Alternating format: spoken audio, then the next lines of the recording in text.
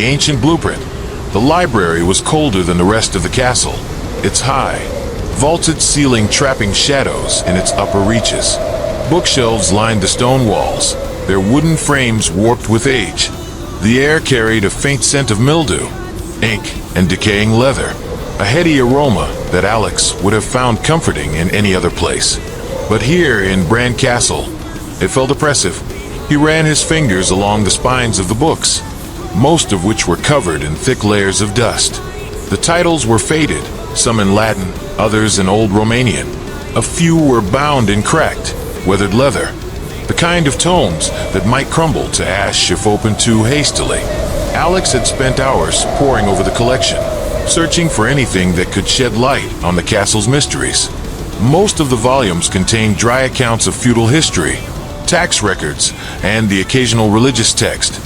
But one book, wedged tightly into a far corner of the shelf, caught his attention. Its spine bore no title, only a faded sigil that resembled an Ouroboros, a serpent devouring its own tail. The hidden map. Alex pulled the book free with some difficulty, its brittle cover flaking at the edges. He carried it to a nearby table and carefully opened it. The pages were thick and uneven, filled with elaborate handwriting and sketches in ink that had faded to a rusty brown. The text was written in Latin, its tone more poetic than scholarly. One passage caught his eye. Within these walls lies not just the flesh of man, but the spirit of the unknown. Seek ye the hidden path where the divine and the profane entwine. The cryptic phrase sent a chill down Alex's spine.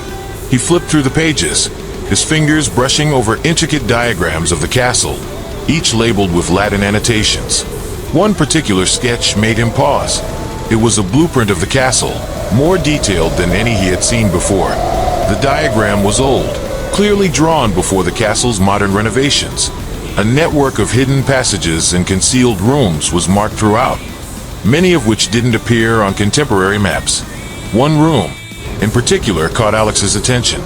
It was located behind the chapel wall, its entrance marked with a sigil similar to the Ouroboros on the book spine. There was no accompanying text, only a single phrase sprawled in the margin. Aperiator tenebris. Open to the darkness, Alex murmured, translating the Latin aloud. His pulse quickened. The chapel was one of the castle's most well-preserved spaces, yet no one had mentioned a hidden room. He felt a surge of excitement. A secret this significant could provide invaluable insight into the castle's history and its connection to Vlad Tepes. Mihai's reaction. Alex wasted no time. Tucking the book under his arm, he left the library and made his way toward the main hall, where Mihai was tending to a dying fire in the large hearth. The old man's face was lined with concentration as he coaxed the flames to life, the flickering light casting shadows across his furrowed brow.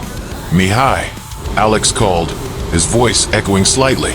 The groundskeeper turned, his pale eyes narrowing. What is it now, scholar?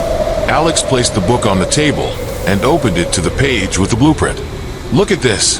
There's a hidden room behind the chapel wall. Do you know anything about it? Mihai's expression darkened immediately. His gaze flickered to the page, then back to Alex. Where did you find this? In the library, Alex replied. What's behind that wall?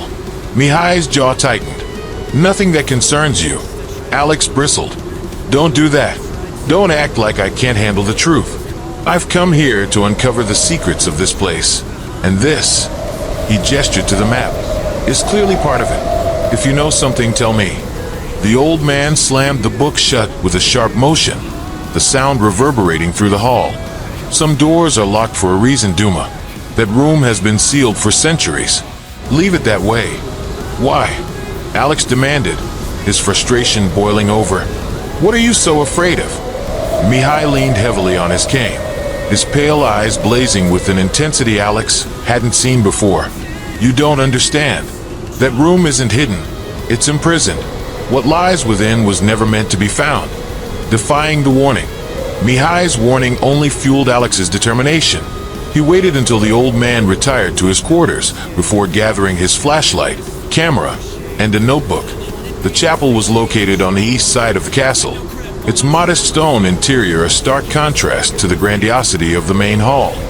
Alex entered quietly, the creak of the heavy door echoing in the stillness. The chapel was empty, lit only by the pale moonlight streaming through narrow stained glass windows. Shadows stretched across the pews, their shapes distorted by the uneven stone floor. The wall described in the blueprint stood behind the altar, its surface plain and unassuming. Alex ran his hand along the cold stone, searching for any indication of a hidden mechanism. The faint engraving of an Ouroboros was barely visible in the center of the wall, worn smooth by time. He pressed against the engraving, but nothing happened. Frustrated, he stepped back and studied the blueprint again. The Latin phrase, "Aperiator tenebris," lingered in his mind. The hidden mechanism. Alex whispered the words aloud, half expecting something dramatic to happen. When nothing did, he shook his head, feeling foolish. He examined the Ouroboros again, tracing its outline with his fingers. This time, he noticed faint grooves within the serpent's body, grooves that suggested it could rotate. He hesitated. Mihai's warning rang in his ears, but his curiosity outweighed his fear. Gritting his teeth, Alex turned the engraving clockwise. The mechanism groaned in protest, the sound of grinding stone reverberating through the chapel. A faint click echoed from within the wall, and a narrow seam appeared, splitting the stone. Slowly, the wall began to shift, revealing a hidden passage beyond. The passageway. Alex's flashlight beam pierced the darkness, illuminating a narrow stone corridor. The air was damp and musty, carrying a faint metallic tang that reminded him of blood. The walls were lined with crude carvings, symbols he didn't recognize, but which seemed ancient and sinister. His heart pounded as he stepped inside, the weight of the stone door closing behind him muffling the sounds of the chapel. The corridor sloped downward, the uneven floor slick with moisture. As he moved deeper, Alex couldn't shake the feeling of being watched. The beam of his flashlight flickered, and the shadows seemed to shift just beyond its reach. Reaching the hidden room, at the end of the passage, Alex found another door, this one smaller and made of wood, reinforced with iron bands. The carvings on the frame were more intricate, depicting scenes of torment and sacrifice. His hands trembled as he pushed the door open. The room beyond was small and circular, its walls lined with shelves filled with strange artifacts, ancient tomes, jars filled with unidentifiable substances, and rusted tools that looked disturbingly like instruments of torture. In the center of the room stood a stone pedestal.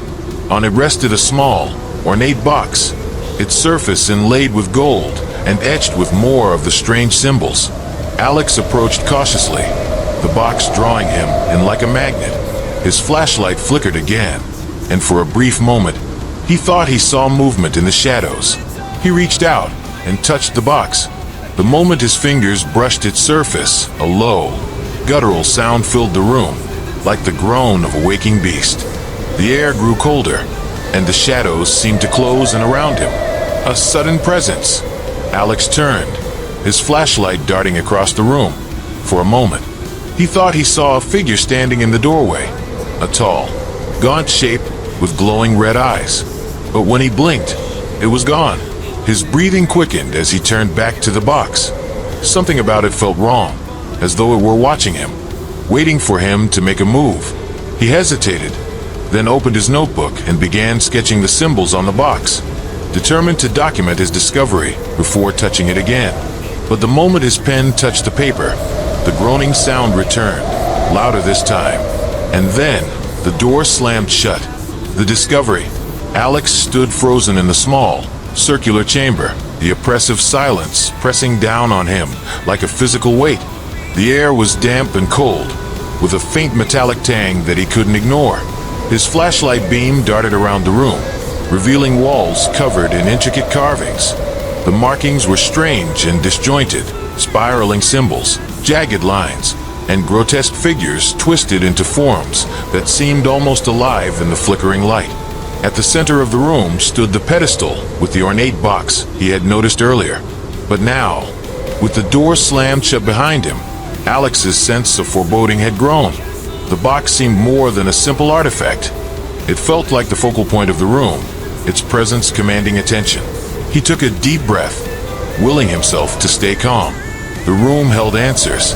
He was sure of it, but it also felt like it held something else, something waiting. The artifacts. Alex turned his attention to the shelves that lined the walls. The wooden planks were warped with age, sagging under the weight of ancient artifacts. Jars filled with murky liquids and unidentifiable objects glinted in the flashlight's beam. Some of the contents looked organic, perhaps organs or remains preserved in viscous fluid. Others were crystalline, their jagged forms shimmering faintly as if they contained their own light. Among the jars sat rusted tools, blades, hooks, and tongs, arranged with unsettling precision. They were not implements of craftsmanship, but instruments of pain. The sight sent a shiver through Alex, and he forced himself to look away, his stomach churning. On one of the lower shelves, he spotted a pile of leather-bound tomes. He crouched down, carefully pulling one free. The cover was embossed with the same Ouroboros symbol he had seen earlier, and the pages inside were filled with dense, handwritten text in Latin. He flipped through, catching fragments of phrases. The vessel of eternal hunger, sealed by blood, sustained by fear. The price of opening cannot be undone. He frowned, setting the book aside. He had no idea what these phrases meant, but the tone was unmistakably ominous. The stone pedestal. Unable to resist the pull of the pedestal any longer, Alex approached it cautiously.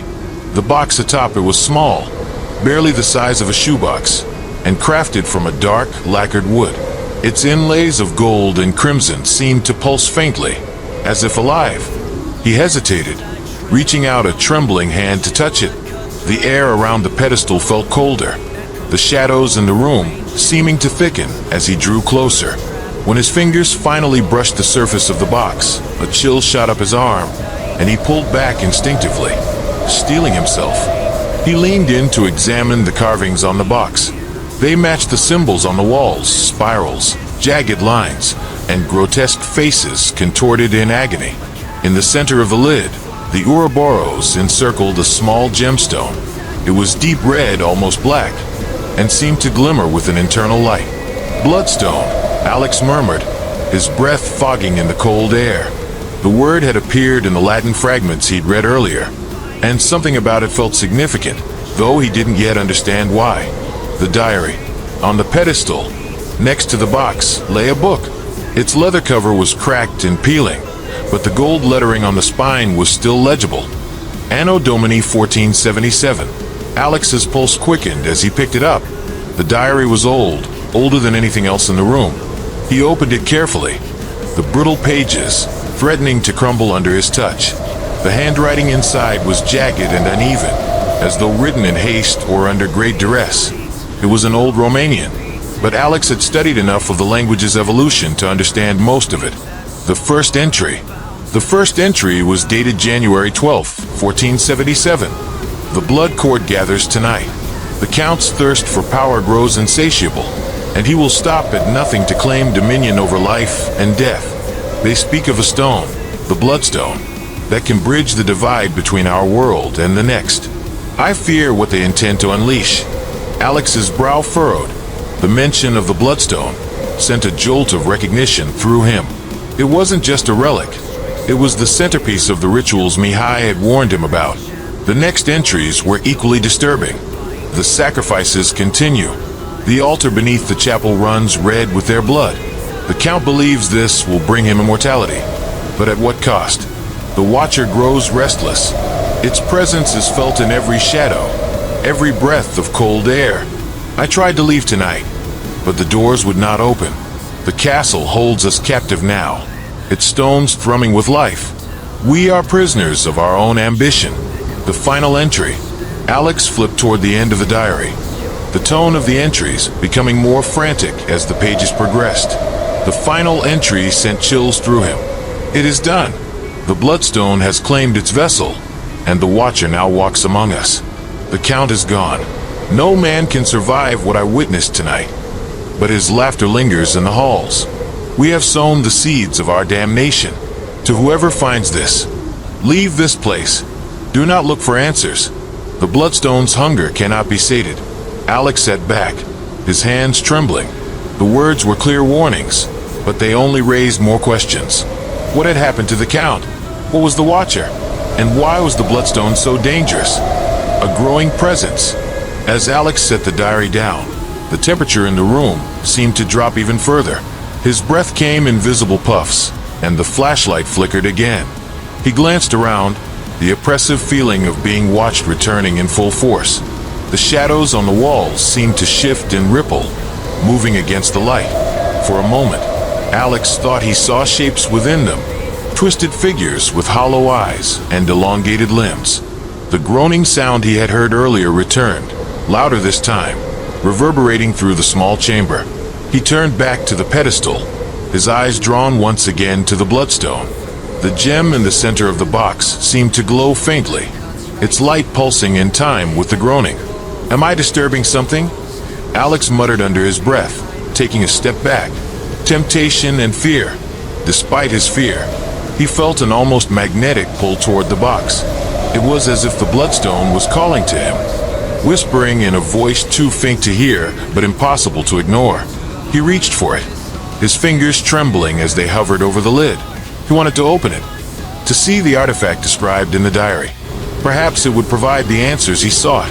Answers about the rituals, the Watcher, and the castle's curse. But Mihai's warnings echoed in his mind. Some things are better left hidden.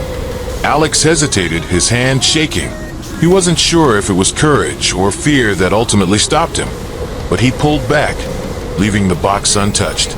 The door opens. Just as he stepped away, the stone door behind him creaked open, the sound startling in the silence. Alex spun around, his flashlight beam cutting through the darkness of the corridor beyond. "Mihai," he called, his voice shaking. There was no response, but the door remained open, as if inviting him to leave. Alex cast one last glance at the room. The carvings, the artifacts, the diary, and the ominous box on the pedestal. His instincts told him to run, to leave it all behind and never look back. But his curiosity was insatiable. Taking the diary, he slipped it into his bag and stepped back into the corridor, the groaning sound following him as he climbed back toward the chapel. He didn't see the shadows that coalesced around the pedestal as he left, nor the faint, blood-red glow that pulsed from the box as the door swung shut behind him. The awakening. Alex stood at the center of the hidden room, his flashlight casting long, quivering shadows across the walls. The Bloodstone seemed to pulse faintly atop the ornate box, its deep crimson glow rhythmic, like a beating heart. He couldn't help but feel as though the artifact were alive, its presence suffusing the room with a sense of unease that gnawed at the edges of his sanity. The air was colder than ever, each breath forming visible puffs of vapor. Despite his better judgment and Mihai's dire warnings, Alex couldn't bring himself to leave. There was something magnetic about the stone, something that beckoned him closer. He leaned in, inspecting the intricate carvings on the box once more. Symbols spiraled outward from the Bloodstone like tendrils, their patterns almost hypnotic. His fingers hovered over the edge of the lid, trembling. "Just a peek," he whispered to himself. A growing tension. As he touched the box, the groaning sound that had been emanating from the walls grew louder, resonating deep in his chest. The room felt smaller, as though the shadows were closing in around him. The Bloodstone's glow intensified, casting an eerie red light that painted the carvings on the walls in vivid, otherworldly hues. For a moment, Alex thought he saw movement in the shadows, quick, darting shapes that vanished when he turned his head. His hand trembled as he pressed against the lid. It resisted at first, but with a faint click, it loosened, and Alex lifted it slowly. Inside, nestled in a bed of dark velvet, was the Bloodstone. It was larger than he had anticipated, roughly the size of a clenched fist. Its surface was polished to an almost mirror-like sheen, but its color was unlike anything Alex had ever seen. It wasn't just red. It seemed to shift, swirling with shades of black and crimson, as though something inside it was alive and moving. He reached out tentatively, his fingertips brushing the surface. The instant he touched it, a sharp, cold pain shot through his hand and up his arm. He gasped, pulling back, but the sensation lingered, leaving his fingers numb. The breathing. The room grew impossibly quiet. Even the groaning sound had ceased, replaced by a stillness so absolute that Alex could hear his own heartbeat pounding in his ears. Then he heard it, a low, guttural breath, wet and labored, as though something large and inhuman were trying to fill lungs that didn't belong in this world. The sound came from directly behind him. Alex froze, his blood turning to ice. Every instinct screamed at him not to turn around, but the primal need to face whatever danger loomed behind him was overwhelming. Slowly, he turned, his flashlight trembling in his hand. The figure in the shadows. The beam of light cut through the gloom, landing on the far corner of the room. For a moment, there was nothing but the jagged carvings on the walls and the glint of ancient tools on the shelves. But then the shadows began to move. At first, it was subtle, a ripple, a distortion that made Alex question whether his eyes were playing tricks on him. But then the shadow stretched and shifted, forming a shape that was unmistakably humanoid.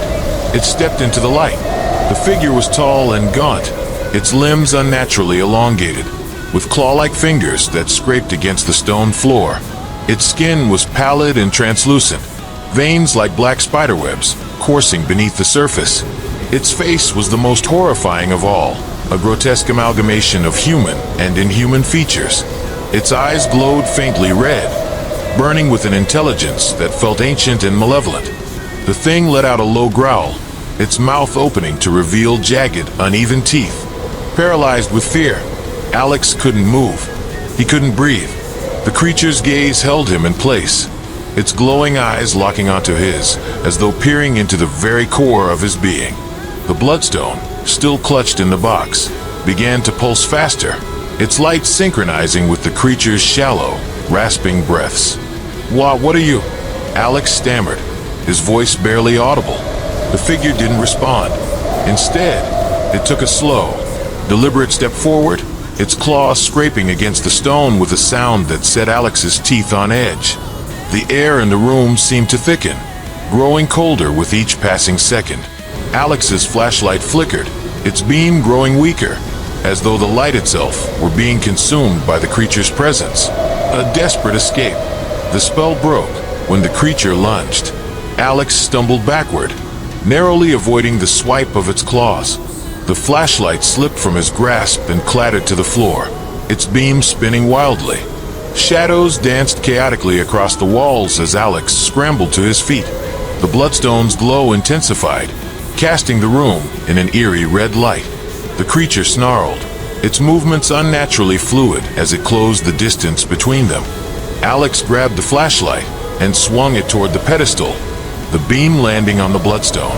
The creature hissed, recoiling slightly, its glowing eyes narrowing in what Alex could only interpret as pain. Acting on instinct, Alex shoved the box's lid closed, cutting off the bloodstone's light. The creature let out a deafening roar, its voice a horrible mixture of rage and agony. The pursuit. Alex didn't wait to see what would happen next. He bolted for the door, his heart hammering in his chest. The creature's footsteps echoed behind him, heavy and deliberate, each step closing the gap between them. The corridor was a blur as Alex sprinted upward, his flashlight bobbing wildly in his hand. The carvings on the walls seemed to writhe and twist as he passed, their grotesque forms coming alive in the bloodstone's lingering light. He reached the stone door that led back to the chapel and shoved it open with all his strength. The door groaned in protest, but it gave way, and Alex stumbled into the chapel, slamming the door shut behind him. The creature's guttural growl reverberated through the heavy stone, but it didn't follow. Back in his chamber, Alex didn't stop running until he reached his chamber, his lungs burning and his legs trembling with exhaustion. He slammed the door shut, sliding the bolt into place before collapsing onto the bed. His hands were shaking uncontrollably, and his mind raced with fragmented thoughts. The bloodstone, the diary, the creature. It was all connected. He was sure of it. But what had he awakened? He glanced at his bag, which still held the diary. Part of him wanted to open it again, to search for answers, but the other part was terrified of what he might find. The air in his chamber felt heavier now, as though the castle itself had taken notice of him. Every creak of the floorboards, Every whisper of the wind outside sent shivers down his spine. For the first time since arriving at Bran Castle, Alex realized just how much danger he was in. The bloodstones pull. As he lay on the bed, his breathing slowing, Alex felt an odd sensation in his hand. He looked down and realized with a start that his palm was glowing faintly red, as though it had absorbed some of the bloodstone's energy. The glow faded after a moment, but the sensation lingered, a strange, pulsing warmth that felt almost alive. Alex sat up, his fear giving way to a growing sense of determination. Whatever the bloodstone was, whatever that creature had been, he had to understand it. Mihai's warnings now seemed almost laughable. He couldn't leave the castle, not now. He needed answers, and he would find them, no matter the cost.